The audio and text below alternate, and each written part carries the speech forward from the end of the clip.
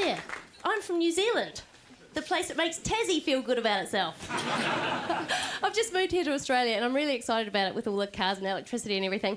And so I've got to tell you what I am excited about though. I've just bought these pants this week and how excited am I? I look like a little evening armadillo. How good is that? But I've got to say, 80 pockets, can't find my fucking hanky. I'm just so glad I'm not Skippy because you can imagine that, can't you? Got a message. Hang on. Oh, bugger it, he's drowned. So I moved over here to Australia because I got a job on the telly, or as we call it back home, White Man's Magic Box. And I've been sending the tapes home to my family so they can watch the show. And it was really cute because I went back home at Christmas time and my 4-year-old niece comes up to me and she goes, Auntie Cow, I see you on television.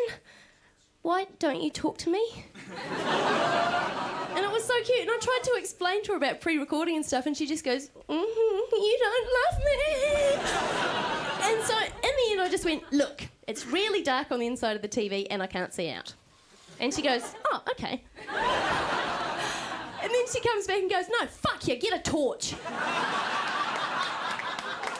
I know that sounds like quite hardcore language for a 4-year-old, but you should hear her when she can't find her cigarettes. Unbelievable. It's so not true. New Zealand's actually a really lovely place to be from because it's really laid back and it's also really green. We don't have any poisonous animals. The most dangerous thing you find in New Zealand is a paper cut. Like, our cops don't carry guns. It's basically Fisher-Price, my first country. In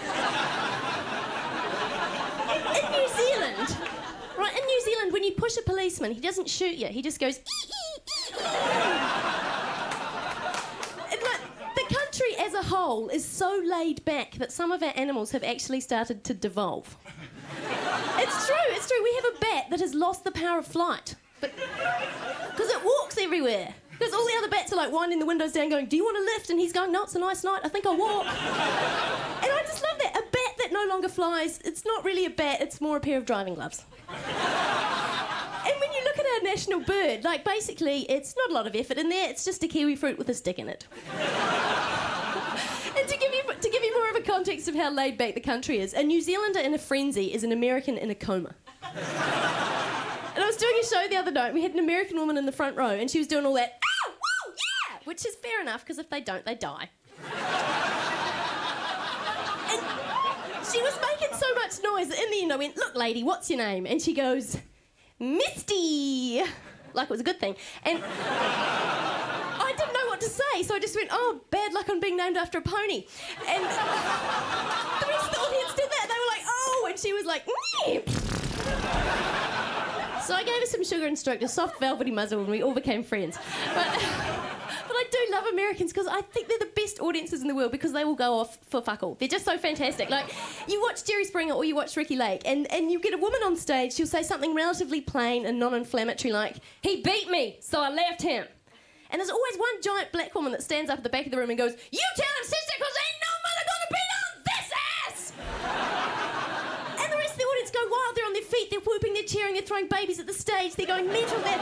And you so could not have that show in New Zealand. Because you get a woman on stage, she'd go, he hurt me, so I left him.